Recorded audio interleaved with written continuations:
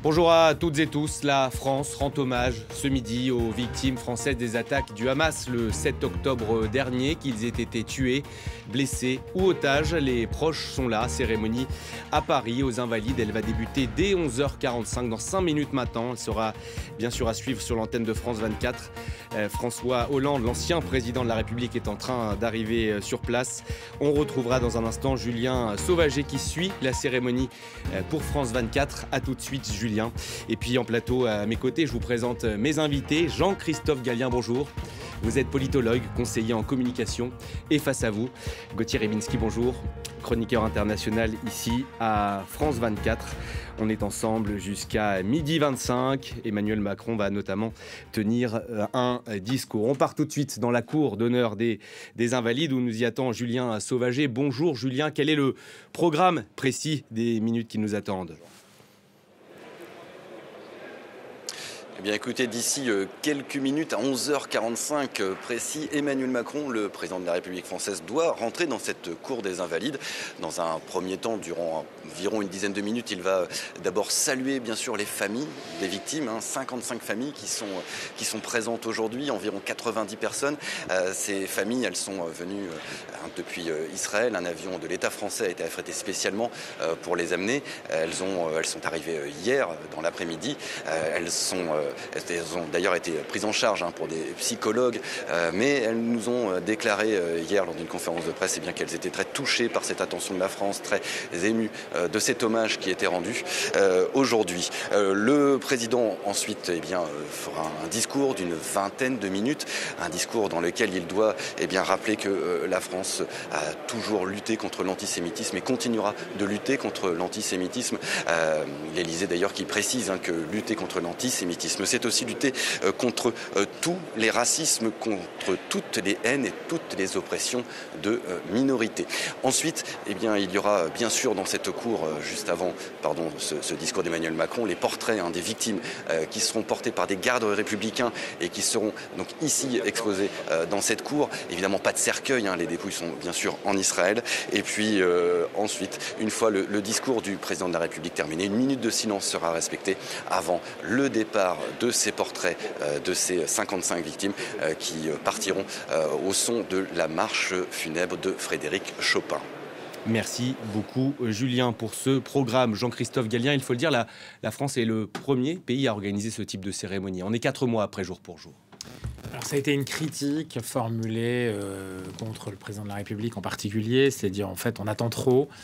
Alors effectivement, la situation est toujours, et c'est Gauthier qui le décrit semaine après semaine, jour après jour, une situation de forte tension, de guerre continue. C'est difficile dans ce contexte-là aussi peut-être de faire la part de ce qui est le souvenir, l'hommage et ainsi de suite. Alors qu'il y a encore 3 Français otages à Gaza. Et des otages, et des négociations, et des tensions au nord. Enfin, on est loin d'être rendu au bout, évidemment, de ce conflit. Et donc, forcément, c'est un moment particulier parce que il a été aussi marqué chez nous, dans notre propre pays, par une augmentation d'actions, d'activités, d'actes antisémites qui font que, finalement, l'onde de choc de ce qui s'est passé, malheureusement, le 7 octobre dernier, a une vie et un continuum de vie négative, terrible, sur notre propre territoire. Donc, je pense qu'il y avait la volonté, certainement aussi, de laisser poser un peu ce qui s'était passé sur le territoire national, de peut-être aussi permettre d'avoir un vrai hommage, une vraie respiration mémorielle, mais aussi de recueillement. On le dit bien, c'est quelque chose qui touche à ça aussi, aux Invalides. C'est un peu l'esprit de ces opérations, de ces événements. Et donc, laisser un peu de temps, c'est peut-être aussi laisser la place, justement, à la raison pour revenir, même si, je le redis, que ça soit là-bas, malheureusement, ou ici aussi, la réalité, c'est que les tensions sont toujours présentes, les activités négatives, ou en tout cas violentes, peuvent exister aussi ici. Et donc, c'est difficile de planifier, d'organiser et de choisir un moment. Alors là, pour le coup, c'est 4 mois après. Ça aurait pu être 2 mois, ça aurait pu être 3 mois, on ne sait pas. Maintenant, l'important, c'est que le moment existe, en dehors de toute polémique et en dehors de tout aspect, encore une fois, qui viendrait tordre le beau moment que ça peut représenter. Et il est 11h45, on va découvrir ces images en direct des Invalides. Gauthier, il fallait bien sûr répondre à cette émotion. On rappelle que ces attaques en Israël le 7 octobre, eh bien, c'est l'attaque la plus meurtrière contre des Français depuis un certain 14 juillet 2016 et cette attaque terrible à Nice. Oui, c'est malheureusement le lot d'un certain nombre de pays que d'être visé par ce type d'attaque. Là, si vous voulez, malheureusement aussi, peut-être, on ne peut pas éviter totalement les polémiques, parce que d'une façon ou d'une autre, une cérémonie d'hommage, rappelez-vous celles qui ont lieu lorsque des soldats français étaient morts au Sahel, forcément pose un certain nombre de questions, non seulement de par son organisation, mais aussi sur son pourquoi et ce à quoi elle sert dans un contexte qui est, comme vous l'avez dit, qui est profondément troublé. Alors, évidemment qu'il y avait eu déjà cette manifestation contre l'antisémitisme à laquelle n'avait pas participé le chef de l'État, mais enfin qui était quand même une idée assez proche de ses si ce n'est de lui-même, de ses cercles rapprochés. Si vous voulez, l'idée est effectivement de dire que la France, avec un passé qui est quand même compliqué, que ce soit l'affaire Dreyfus où la moitié de la France était pour condamner un militaire d'origine juive alors que les preuves étaient en sa faveur. Bon, ça remonte à loin, mais c'est quand même quelque chose. Et puis la Deuxième Guerre mondiale, avec la participation de ce qu'était l'État français, un État collaborationniste, pour le dire rapidement, et qui a participé à la déportation des Juifs. Donc, il y a cette volonté aussi de corriger cette image qui parfois, si vous voulez, pour certains Israéliens, est favorisée par la politique supposée pro-arabe du gouvernement français, alors dans la filiation de ce qu'a été la politique pro-arabe de Gaulle. Donc il y a là quelque chose qui est à la fois très humain, bien sûr, avec les familles de ceux qui sont morts ou de ceux qui sont encore détenus ou dont on n'a pas forcément de nouvelles, mais évidemment qu'il y a quelque chose qui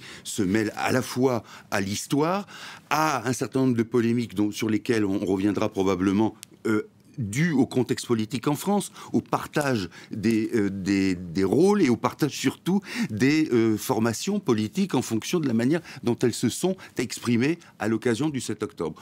Voilà, tout ça est vaste, tout ça est évidemment quelque chose à propos duquel on a quelques scrupules à revenir sur les questions strictement politiques. En même temps, on ne peut pas complètement les éviter. Pardon. Voilà, on l'a effleuré, mais on va rentrer dans le vif du sujet. On a vu tout à l'heure l'image de Manuel Bompard, qui est donc le coordinateur de la France insoumise.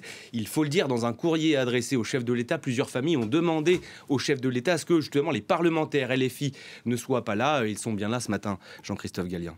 Oui, et là aussi, il faut se rappeler de ce qu'était le 7 octobre.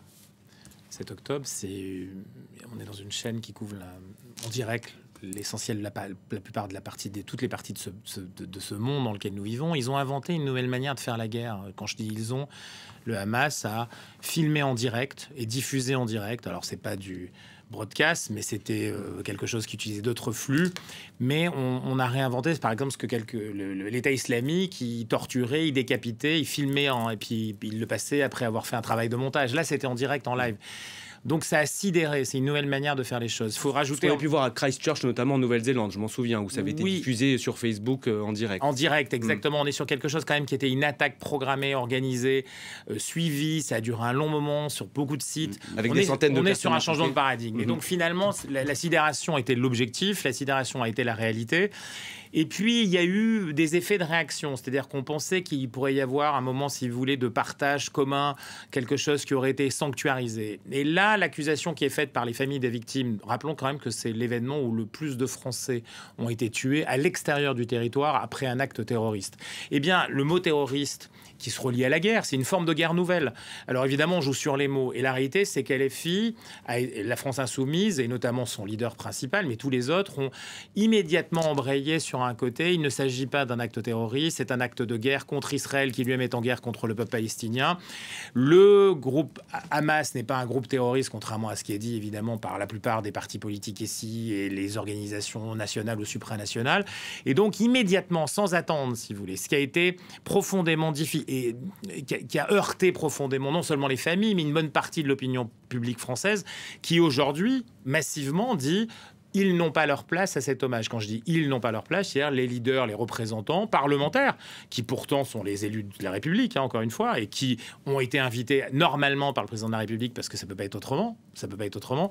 Mais si vous voulez, d'indécence. Exactement, d'indécence. C'est un ressenti qui est lié à des choses concrètes, si vous voulez. C'est pas juste parce que, voilà, ce sont des gens qui ont eu des positions par le passé difficiles par rapport à Israël, par rapport aux Juifs ou je ne sais quoi. Ce sont des actes et des prises de parole, des prises de position qui, en plus, si on est très honnête avec ce qui s'est passé, et là où ils ne le sont pas aujourd'hui, c'est que ils le font, ils l'ont fait parce que c'est une stratégie électorale.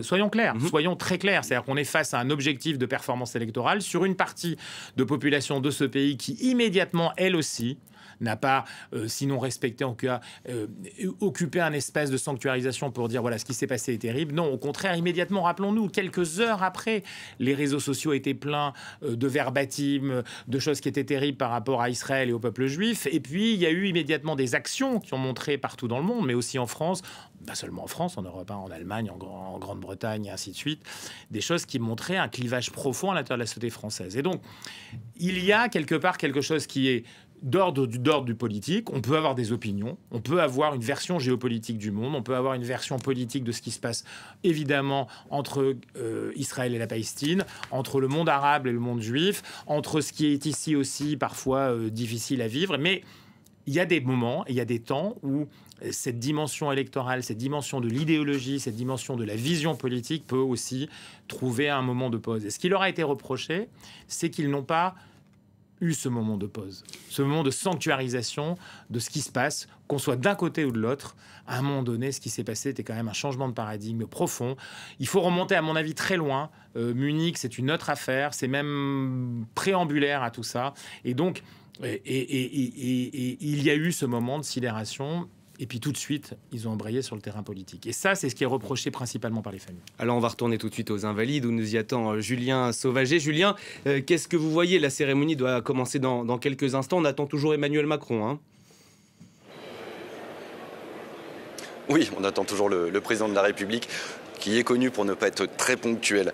Mais il y a tout de même l'ensemble des invités qui, eux, sont bien arrivés. Alors, cet hommage se veut œcuménique. Alors, il y a évidemment des représentants, bien sûr, des Juifs de France, avec Haïm Korsia, le grand rabbin de France, mais aussi Eli Korsia, le président du consistoire des Juifs de France. Il y a aussi, pour représenter l'État d'Israël, l'ambassadrice en France d'Israël, Madame Alona Fischer-Kam. Le président d'Israël, lui, a décliné l'invitation. Monsieur Isaac Herzog n'est pas venu et il avait un agenda déjà chargé, déjà prévu. Il doit recevoir notamment le président argentin en Israël. Il n'a pas donc pu venir. Mais il y a des anciens présidents de la République. En fait, il y a François Hollande qui est là, qui est déjà arrivé. Vous l'avez dit tout à l'heure, on l'a vu sur les images. Nicolas Sarkozy, lui, est en déplacement à l'étranger. Il s'est excusé de ne pas pouvoir être présent. Et puis, il y a des anciens premiers ministres, Jean-Marc Ayrault, Manuel Valls, Dominique de Villepin, qui sont eux aussi présents. Et puis, bien sûr, Elisabeth Borne, la précédente. Il y a l'ensemble du gouvernement français qui est représenté, à commencer évidemment par le Premier ministre Gabriel Attal, qui lui aussi est déjà ici dans cette cour, les familles bien sûr, et puis les familles des victimes, les 55 familles, et puis il y a des représentants des différents cultes français, que ce soit catholiques, protestants, mais aussi il devrait y avoir des représentants du culte musulman, bien que nous n'avons pas eu de la part de l'Élysée de confirmation de qui exactement serait présent pour cet hommage, mais ils nous ont assuré qu'il y avait bien des représentants des musulmans de France aussi qui seraient là pour cet hommage aux victimes du 7 octobre. Et il est 11 heures passées de 54 minutes. On vient de voir une voiture arriver. C'est probablement celle du chef de l'État. Gauthier Rybinski, je vous voyais tout à l'heure réagir à ce que disait Jean-Christophe Gallien sur notamment la place de la France insoumise dans cette cérémonie. Où je suis pleinement d'accord avec ce que dit Jean-Christophe Gallien. C'est-à-dire que il y a dans cette gauche-là, et il faut espérer qu'elle ne représente pas totalement la gauche, il y a un vieux fond antisémite dont on ne veut pas reconnaître la réalité et qui est parfois même ignoré de ses propres, j'allais dire, acteurs. Quand vous dites on ne veut pas reconnaître la réalité, vous parlez de qui? Non, je parle précisément d'un certain nombre de ces animateurs de cette gauche-là, et qui, en fait, et c'est là qu'il y a une erreur terrible, c'est que par rapport à ce qui s'est passé, qui est un pogrom. Pourquoi je dis un pogrom? Parce que tout simplement, les personnes qui ont été tuées par le Hamas là-bas étaient tuées parce qu'elles étaient juives, d'où les actes de barbarie aussi. Bien sûr, ça ne justifie rien, mais il y a cette dimension-là qui fait que c'est un pogrom et que LFI a raté de parler là-dessus et d'être clair. Mais d'un autre côté, comment concevoir, et là il y a des leçons à tirer, comment concevoir aussi que le Rassemblement national soit présent? C'est-à-dire que tactiquement, là aussi électoralement, il y a un visage totalement nouveau du Rassemblement national qui exprime le philosémitisme ou l'intérêt du Rassemblement national pour Israël. Non. Qui masque l'arabophobie du Rassemblement national. Et là aussi, il y a un théâtre d'ombre. Malheureusement, on est obligé d'en parler dans cette circonstance, mais il ne faut pas être dupe de la manière dont une cérémonie comme celle-ci est utilisée dans un agenda qui, en plus, est celui de la France actuelle, avec ce que vous signaliez, c'est-à-dire sur la répercussion dans un milieu social qui saute en quelque sorte sur l'occasion pour exprimer une forme de transgression. Tout ça est compliqué, ça n'excuse strictement rien, et c'est ce qu'on dit souvent sur cette antenne. Évidemment, c'est un pogrom et on s'est attaqué à des gens pour la simple raison qu'ils étaient juifs, parce que sinon on aurait pu admettre, tout ça avec beaucoup de guillemets, que le Hamas s'attaque par exemple aux représentants de l'oppression israélienne, c'est-à-dire des soldats, même si en Israël tout le monde est soldat. Là, il y a quelque chose qui relève de l'acte de haine antisémite. Et espérons que ça soit ça qu'on va pointer du doigt, quelles que soient les obédiences, quelles que soient les attaches partisanes. Bon, sincèrement, j'en doute beaucoup.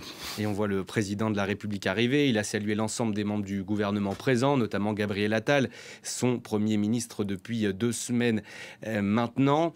Le Rassemblement national qui, rappelons-le, a donc condamné ces attaques, contrairement à LFI, mais qui est donc bien présent. Il y a bien sûr à mettre en parallèle entre ces déclarations et l'histoire trouble, bien sûr, de ce parti fondé par Jean-Marie Le Pen.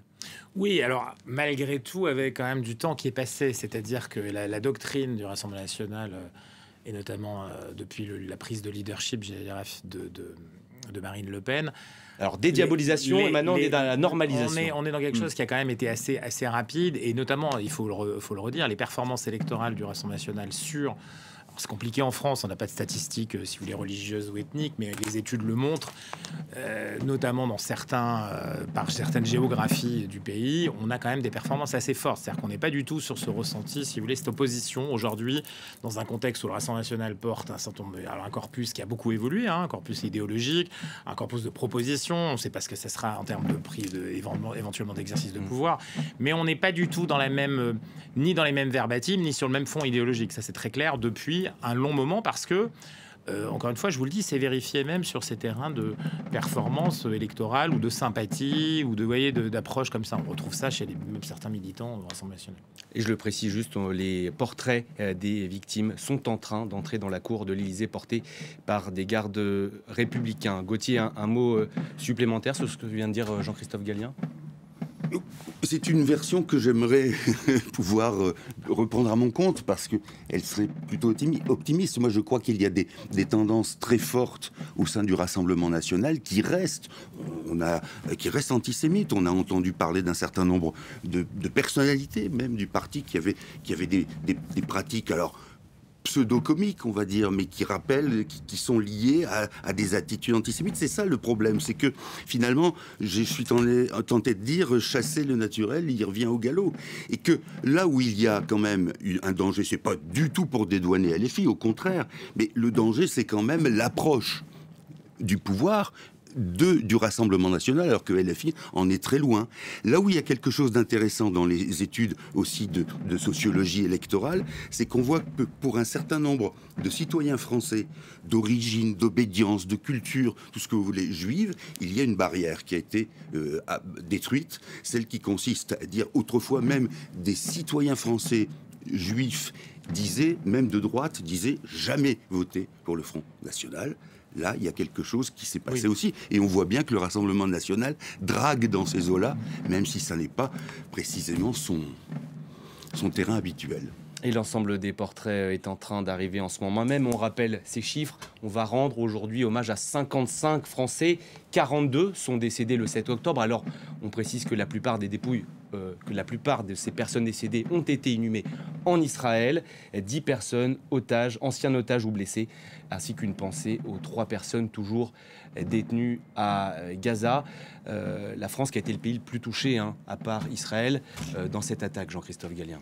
Alors oui, c'est lié aussi à la relation et au vécu des deux pays, des communautés qui pour certains d'entre elles, vivent sur les deux bords de la Méditerranée. Avec beaucoup de Français qui quittent aussi la France pour se rendre en Israël. Exactement, il y a beaucoup, si vous voulez, il y a ces échanges, il y a cette perméabilité, la réalité de notre vécu commun, et qui fait que, et malheureusement, la traduction statistique terrible, parce que celle-là, elle est mortelle, a montré que notamment ces jeunes gens qui étaient dans leur fête en plein air, vous voyez, qui dansaient au rythme de la paix plutôt qu'à autre chose, beaucoup de Français ont été tués à cette occasion-là, et ainsi de suite. Et donc voilà.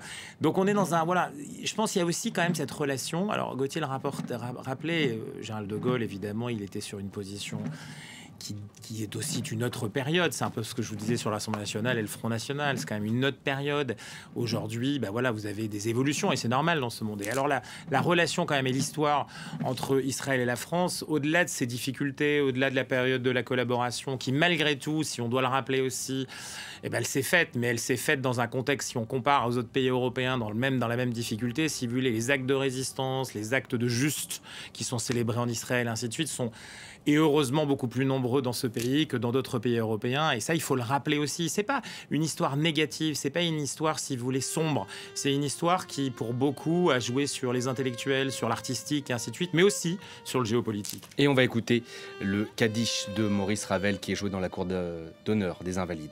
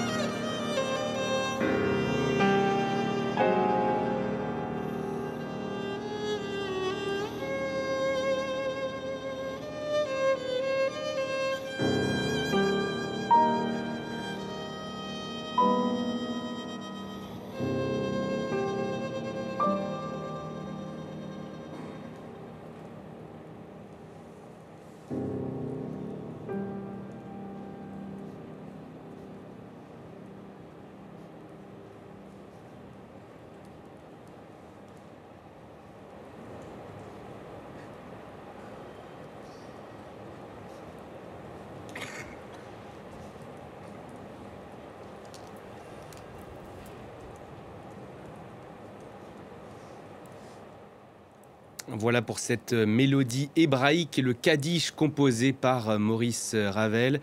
On a vu ces noms, ces visages, beaucoup de jeunes, hein. C'est ce qu'on peut voir, Jean-Christophe Gallien. Et oui, c'est ce symbole terrible de ces moments dont on a parlé. C'est-à-dire que, encore une fois, l'attaque qui a eu lieu, les meurtres qui ont eu lieu ont été commis alors que c'était des moments, pour certains d'entre eux, de fête, de festivités, Festival qui de rassemblaient musique, exactement beaucoup de jeunes, mais pas seulement. Alors qu'Emmanuel Macron se dirige vers le pupitre. Et donc, forcément, la jeunesse a été frappée directement dans ce moment terrible. Pas seulement dans les maisons, mais aussi dehors. Voilà pour ces portraits tenus par les gardes républicains. On va écouter le président de la République. La cour des Invalides est trop étroite. 4 mois, jour pour jour, après.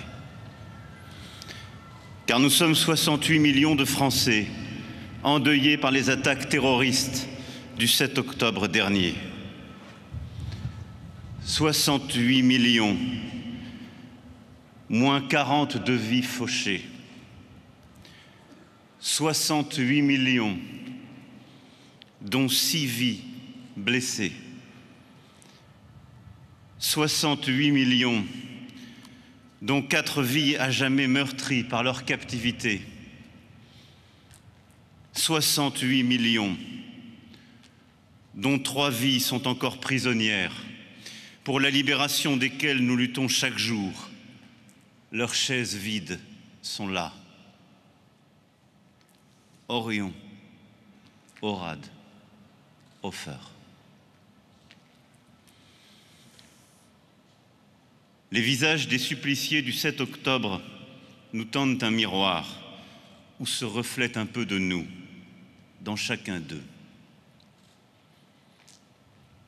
De ce que nous étions, de ce que nous serons à leurs âges, de ce qu'ils ne seront jamais.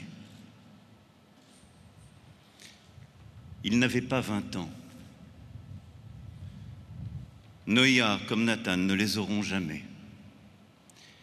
Leurs traits qui s'affirment, leurs questions qui se bousculent, Dieu, la vie, le monde.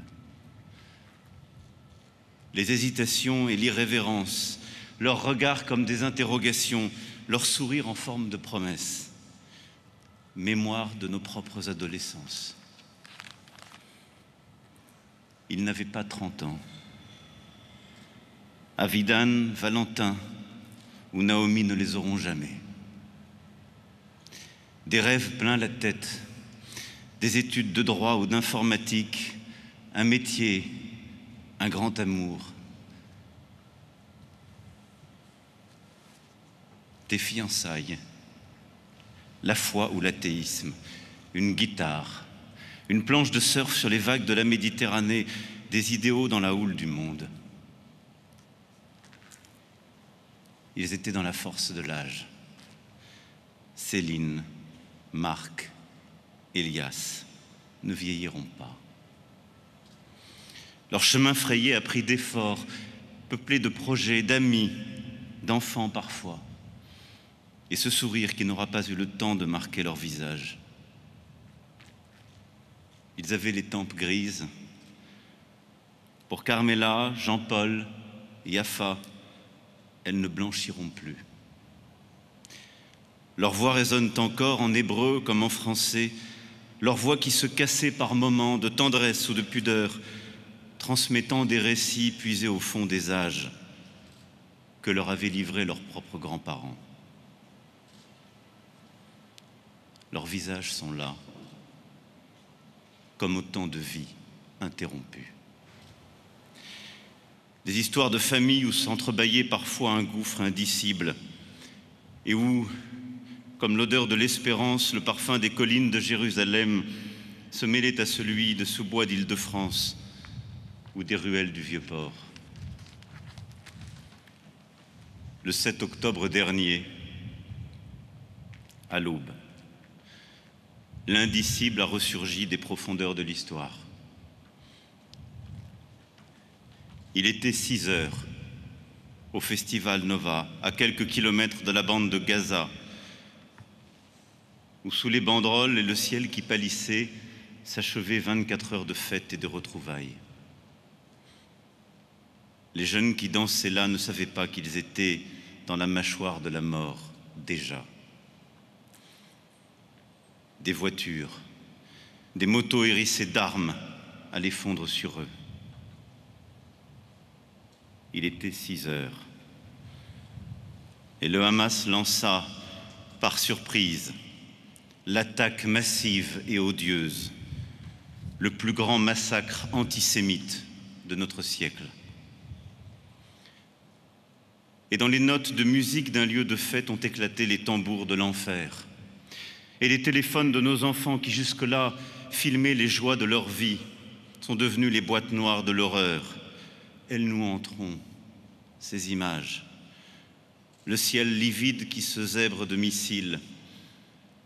Les brigades infernales qui écument le festival se répandent dans les plaines, puis dans les villages, fracassent les portes, font irruption dans les foyers, dans les chambres, sous les lits. Les déflagrations, les cris de massacrons les Juifs, les grenades, les hurlements, les pleurs, puis le silence, comme un linceul.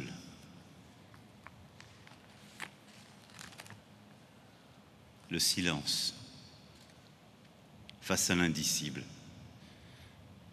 la sidération face à la sauvagerie, les larmes face à la barbarie. La barbarie. Celle qui brûle et qui brise, qui abuse et qui tue. Celle qui déchire les familles, abat une petite fille parce qu'elle ralentit la colonne, happe sur son chemin un enfant en pyjama, en tue un autre au creux même des bras de son père. Celle qui nie la joie, l'art, la culture, la liberté de la fête. Et nos cœurs se serrent aux échos du Bataclan, de Nice ou de Strasbourg. La barbarie. Celle qui fauche cette jeunesse à peine éclose, qui ravage ces kibboutz, souvent forts de convictions pacifistes, prêts à entendre la souffrance palestinienne que les terroristes ont piétinée en prétendant la défendre. La barbarie. Celle qui se nourrit d'antisémitisme et qui le propage. Celle qui veut annihiler, détruire, et qui pourtant ne peut empêcher des rayons de lumière au milieu de la nuit. Les messages d'adieu de ces jeunes qui savent qu'ils vont mourir et qui envoient à leurs parents une dernière expression d'amour et de gratitude. Cet homme qui s'interpose entre l'explosion d'une grenade et ses 2 enfants, sauvant leur vie au prix de la sienne, et le sacrifice de cet autre père qui n'était pas sur les lieux de l'attaque et qui, quand il a reçu l'appel de sa fille, prise sous le feu des tirs à Nova, a sauté dans sa voiture pour aller la chercher, allant au-devant de la mort. La barbarie et nos lumières. Car ceux qui tuent par haine trouveront toujours face à eux ceux qui sont prêts à mourir par amour. Et toujours ils verront s'élever contre eux notre pays, qui ce 7 octobre a été touché dans sa chair. De Montpellier à Tel Aviv, de Bordeaux au Negev, les morts français du 7 octobre n'étaient pas tous nés sur le sol de France. Ils ne sont pas tombés sous le ciel de France, mais ils étaient de France. De France parce qu'ils la portaient en eux et que notre pays était partout où ils étaient. De France parce qu'ils avaient l'exigence de l'idéal, le goût de l'universel. De France parce qu'ils aimaient notre pays avec la force ardente de ceux qui, en apprenant sa langue, se plongeant dans sa culture, ne le quittent jamais.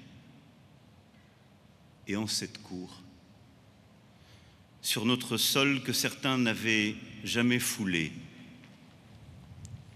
leurs visages sont là. rappelant l'évidence de leur vie, la trace ineffaçable qu'ils laissent dans les nôtres, notre viatique pour l'éternité. Leurs destins ne sont pas les seuls que le déchirement du Moyen-Orient continue de broyer dans cette tornade de souffrance qu'est la guerre. Et toutes les vies se valent inestimables aux yeux de la France. Et les vies que nous honorons aujourd'hui sont tombées, victimes d'un terrorisme que nous combattons sous toutes ses formes et qui nous a frappés en plein cœur. La France recueillant ses enfants parmi d'autres de ses enfants dont elle n'oublie aucun. Refusant les séparations comme les divisions, refusant l'esprit de mort, de chaos et de clivage que nourrissent précisément les terroristes. Jamais en nous, nous ne laisserons prospérer l'esprit de revanche. Et dans ces moments de deuil, dans les épreuves du temps, rien, jamais, ne doit nous diviser. La France restera unie pour elle-même et pour les autres. Unie pour se tenir au-delà des destins et des différences au sein de notre nation. Unie dans ces moments de souffrance pour les Israéliens et les Palestiniens afin d'œuvrer sans relâche pour répondre aux aspirations à la paix et à la sécurité de tous au Proche-Orient.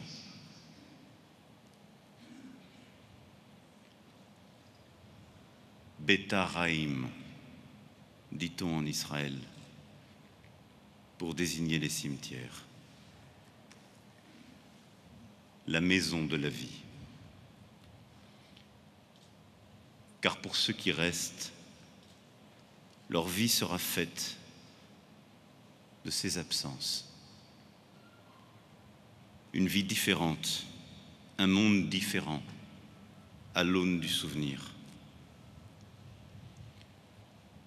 Et nous avons dès lors à habiter ce deuil, non pas comme une victoire de la mort, mais comme une invitation à leur trouver une place dans nos vies. Et ils sont là, chacune et chacun, pour nous rappeler que nos vies, leur vie, méritent sans relâche de nous battre contre les idées de haine, de ne rien céder à un antisémitisme rampant, désinhibé, ici comme là-bas, car rien ne le justifie, rien, car rien ne saurait justifier ni excuser ce terrorisme, rien. Alors nous nous tenons là, 4 mois après, devant ces visages et ces chaises vides. Bouleversés de tristesse, aux côtés des familles de ceux qui ne sont plus. Chargés d'affection, aux côtés de ceux qui soignent leurs blessures. Et ne cédant rien pour ramener ceux qui sont encore là-bas. Sentiments mêlés que nous vivons ensemble, debout. Car regardant ces visages, nous savons que nous ne sommes pas juste 68 millions en ce jour. Nous sommes beaucoup plus. Un peuple épris de liberté, de fraternité, de dignité. Un peuple qui ne les oubliera jamais.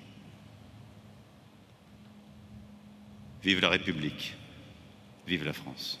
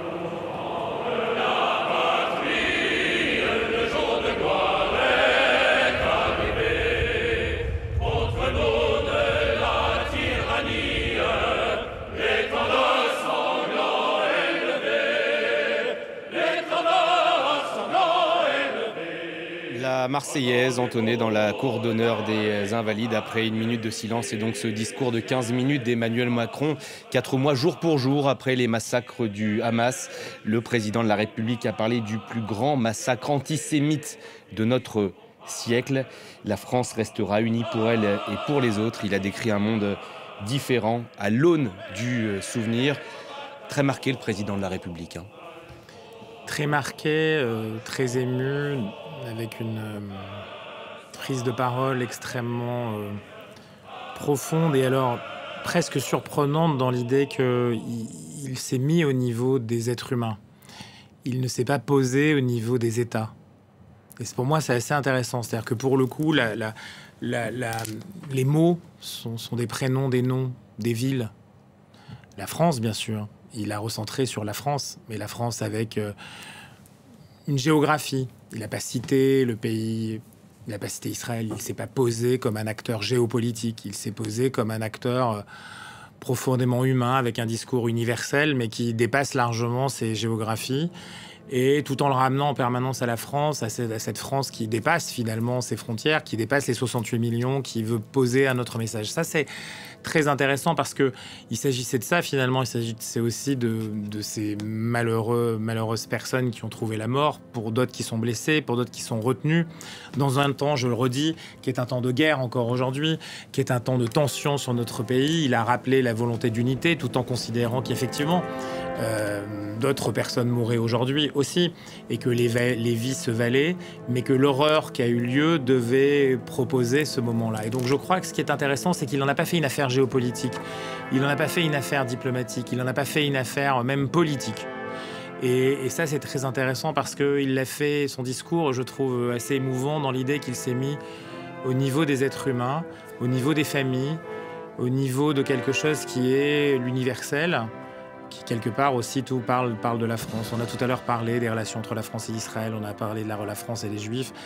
Elles ont été marquées par des moments forts, des moments faibles, des moments d'intensité qui sont liés aussi à l'histoire géopolitique, des positions qui sont pareilles. Et bien, il a évité tout ça. Et je crois que c'est assez intéressant de l'affirmer, de le signaler fortement. Et on entend actuellement la marche funèbre de Chopin, les portraits des victimes et otages du Hamas qui sont en train de quitter la cour d'honneur de l'Élysée.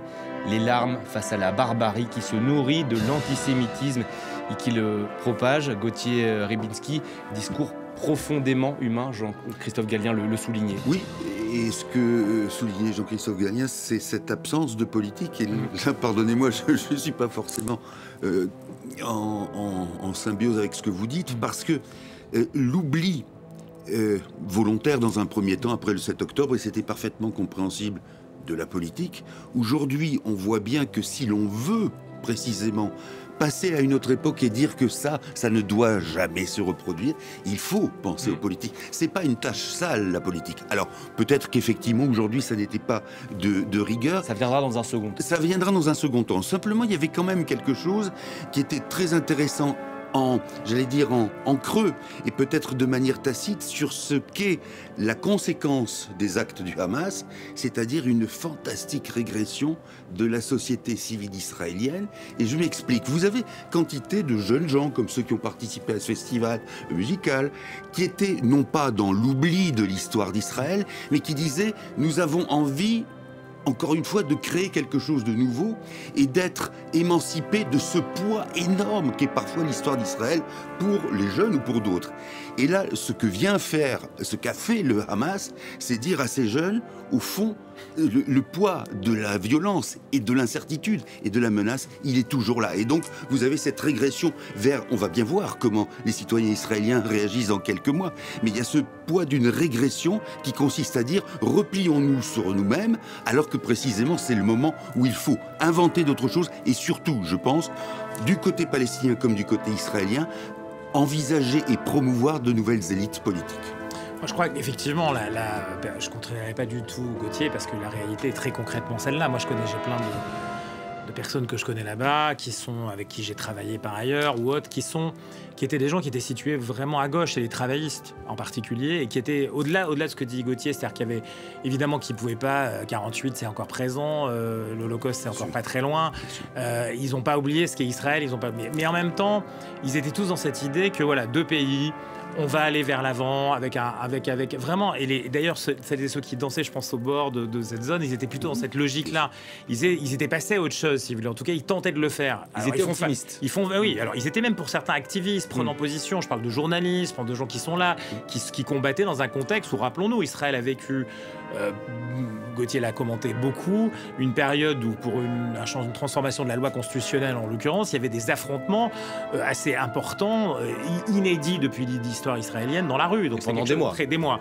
Et maintenant vous avez, pareil au nord, si vous voulez, des gens qui sont des jeunes gens qui étaient partis, qui ont l'impression qu'ils ont échappé à quelque chose qui s'est passé au sud. Et je parle de la frontière notamment avec le Liban, avec le Hezbollah, où là, les mêmes jeunes, si vous voulez, qui étaient auparavant dans quelque chose qui était assez pacifié, aujourd'hui demande à l'État d'Israël d'aller plus loin, de nettoyer le sud du Liban, si vous voulez. Donc on a basculé dans un autre monde. Ça, c'est la victoire négative, effectivement, de cet acte majeur, de ce traumatisme du 7 octobre. Maintenant, pourquoi je parlais de ce qui est intéressant chez Emmanuel Macron, c'est qu'effectivement, on peut le regretter, on peut imaginer qu'un discours comme celui-là soit un discours politique et géopolitique. La politique, c'est pas un gros mot, évidemment, mais c'est aussi parfois au cœur de la cité, de parler des êtres humains. Moi, je crois qu'à un moment donné, il faut qu'il y ait un temps, à un moment donné, si vous voulez, et alors je trouve que l'écho, je suis pas forcément toujours un supporter d'Emmanuel Macron, mais en l'occurrence là, il est intéressant. Alors, il est prudent, soyons clairs. Je pense qu'aussi, il est très prudent, et que cette volonté de parler de l'être humain, de revenir à l'essentiel, c'est-à-dire à ses familles, à ses prénoms, à cet espoir qui était là, et qui aujourd'hui peut devenir un désespoir, mais qui doit dépasser évidemment. Et c'est l'histoire longue de la relation entre le peuple juif et le peuple français, qui n'est quelque part, quand on l'écoute, c'est un message déjà qui est très géopolitique et politique, et qui évidemment aller au-delà et faire des sous-titres en disant finalement d'un côté, voilà, il y a les méchants et les gentils, ou de l'autre côté l'histoire est repartie. Il l'a dit quelque part, il l'a dit différemment, et je trouve encore une fois que c'est un beau discours. Alors après, un discours, c'est quelque chose qui est instantané, qui est à ce moment-là, mais qui porte un écho. Je ne sais pas comment en Israël on le recevra, parce que je ne sais pas, aujourd'hui, je suis certain que c'est difficile en Israël de récupérer les messages venus d'ailleurs. Il y a au-delà de ce qu'ils disaient Gauthier, il y a même, quand vous discutez avec eux aujourd'hui, chez ces jeunes gens dont vous parlez, un sentiment d'abandon. C'est-à-dire qu'ils ont le sentiment que le monde est contre eux, qu'au-delà des États-Unis et encore d'une partie des États-Unis, une partie de l'Allemagne, si vous voulez, en particulier la France, elle les a un peu laissés tomber à nouveau, comme d'autres l'avaient vécu. Alors De Gaulle, c'est pas tout De Gaulle, c'est 67, la guerre des 6 jours, et après il y avait Pompidou, Giscard qui quelque part continue sur cette ligne-là, et puis François Mitterrand qui réouvre en allant être le premier président de la République. Il faut attendre François Mitterrand pour aller faire une visite en Israël en direct, de chef d'État français. Donc on est dans ce contexte compliqué. Mais pour ce qui est de ce moment en France, à hauteur d'homme, parce que c'est ça aussi ce qui s'est passé, au-delà de l'acte géopolitique, il ne faut pas être naïf, et bien évidemment, le président de la République ne l'est pas, certainement pas. Il a parlé de politique sans en parler, sans le citer. Effectivement, sur l'aspect géopolitique et la nécessité aujourd'hui de trouver, d'inventer quelque chose qui permettra, ou qui va essayer de permettre d'éviter qu'on régresse au point où le Hamas voulait effectivement, par cette tentative, qu'on régresse, et bien, en tout cas géopolitiquement, c'est un moment, à mon avis, qui n'est pas tout à fait opportun. Donc, pour le coup, de mon point de vue, il a plutôt bien fait. Après, il sera critiqué certainement, parce que on peut attendre aussi d'un chef de l'État qui prenne ses responsabilités à ce moment-là et qui dépasse le contexte de ce que j'appelle de la hauteur d'homme, et qui, là, il parlait de ce qui est à l'œuvre. C'est une guerre. Ce qui est à l'œuvre, c'est quelque chose qui dépasse effectivement la vie de chacun d'entre nous. C'est quelque chose qui est évidemment géopolitique. Et on va réécouter un extrait de ce discours d'une quinzaine de minutes du chef de l'État dans la cour d'honneur des Invalides. Écoutez. Il était 6 heures. Et le Hamas lança, par surprise, l'attaque massive et odieuse, le plus grand massacre antisémite de notre siècle. Et dans les notes de musique d'un lieu de fête ont éclaté les tambours de l'enfer. Et les téléphones de nos enfants qui jusque-là filmaient les joies de leur vie sont devenus les boîtes noires de l'horreur. Elles nous hanteront, ces images. Et on retrouve Julien Sauvager aux Invalides. Julien, on retiendra notamment cette phrase, le silence comme un linceul, les larmes face à la barbarie qui se nourrit de l'antisémitisme et qui propage beaucoup d'émotions. On l'a senti dans la voix du chef de l'État. Oui, bien sûr, beaucoup d'émotions dans la voix du chef de l'État, mais aussi, bien évidemment, pour ces familles, ces 55 familles qui étaient présentes, qui ont été affrétées, qui ont un avion de l'État français qui les a fait venir depuis Israël pour cet hommage.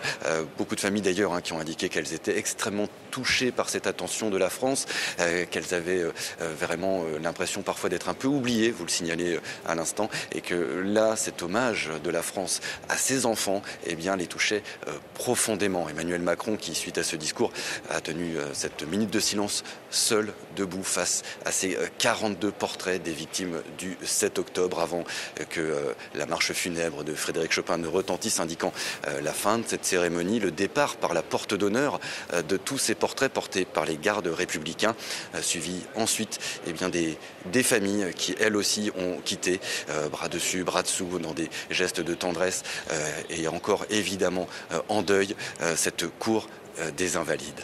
Merci beaucoup Julien. J'ai retenu également cette phrase, les terroristes trouveront face à eux toujours ceux qui sont prêts à mourir par amour. C'est finalement ça aussi la voix de la France, Gauthier, cette lutte contre l'obscurantisme. Ah oui, dans ce cas-là, oui, tout à fait. Mais alors, peut-être que là aussi, il y a moyen de le souligner un peu plus, parce que l'obscurantisme du Hamas, c'est quelque chose que même les Gazaouis vivent et ont vécu. C'est-à-dire qu'à Gaza, il y a un double blocus. Il y a le blocus israélien et le blocus intellectuel, moral du Hamas.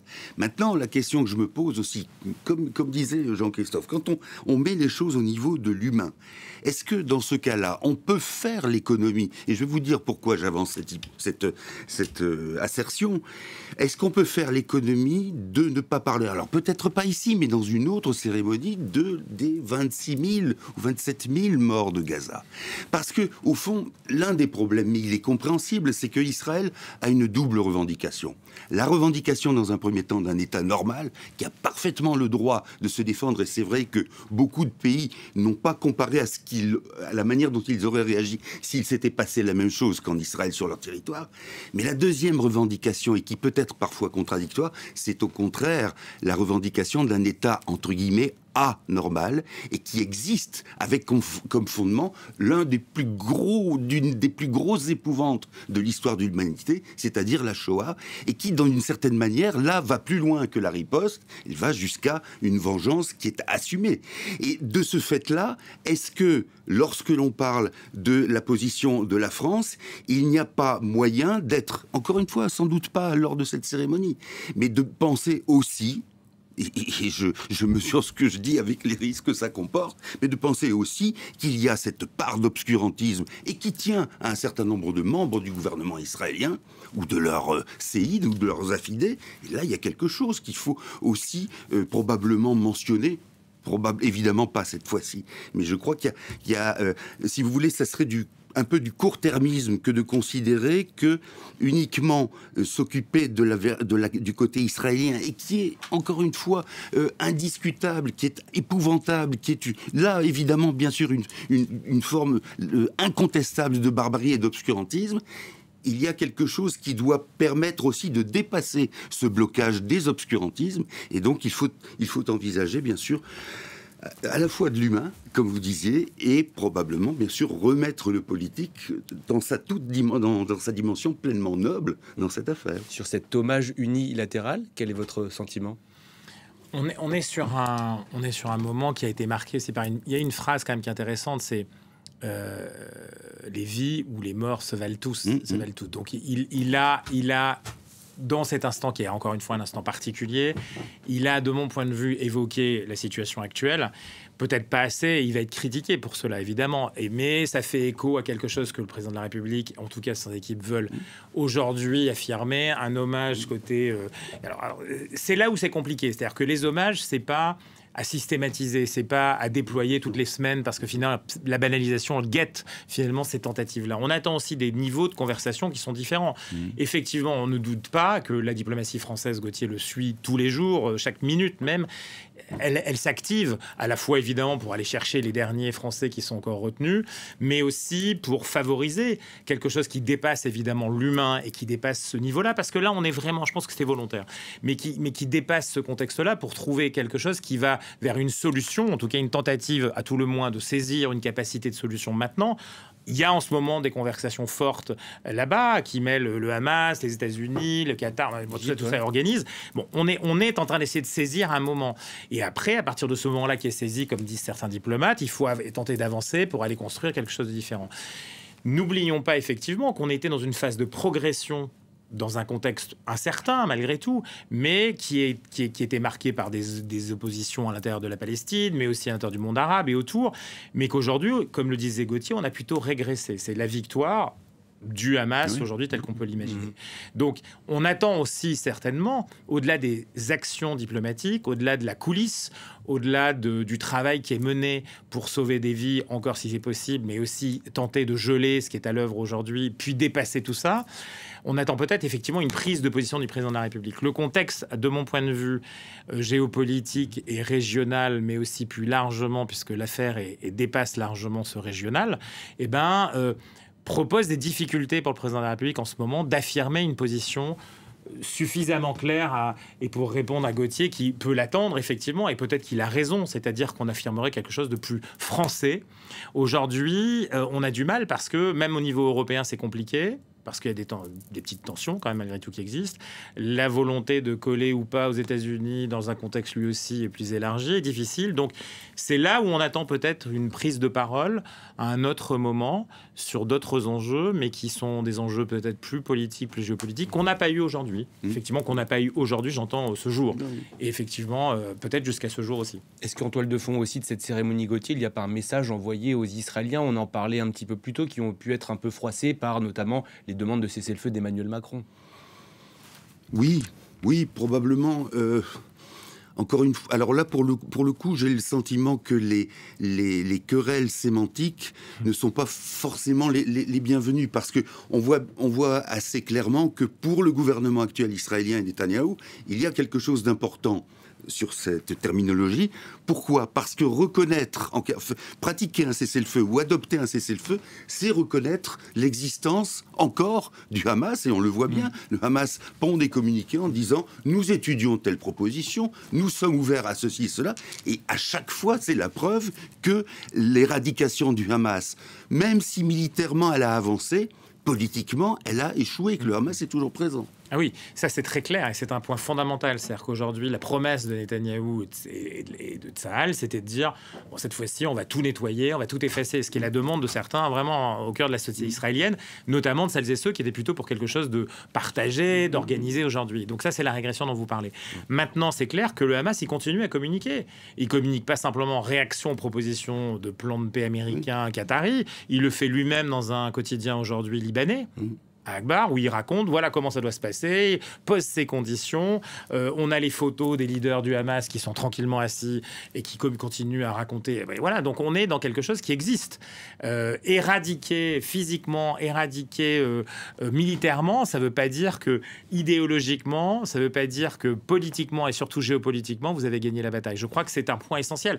Peut-être que la France l'a pas assez dit, peut-être l'a pas assez montré, et c'est difficile à écouter aujourd'hui, à entendre en Israël encore aujourd'hui, même si Gauthier le suit, il y a aujourd'hui quand même des échos à cela. C'est-à-dire que jusqu'au boutiste, c'est quoi? Jusqu'au boutiste, jusqu'à quand? Et pour quel résultat final à la sortie?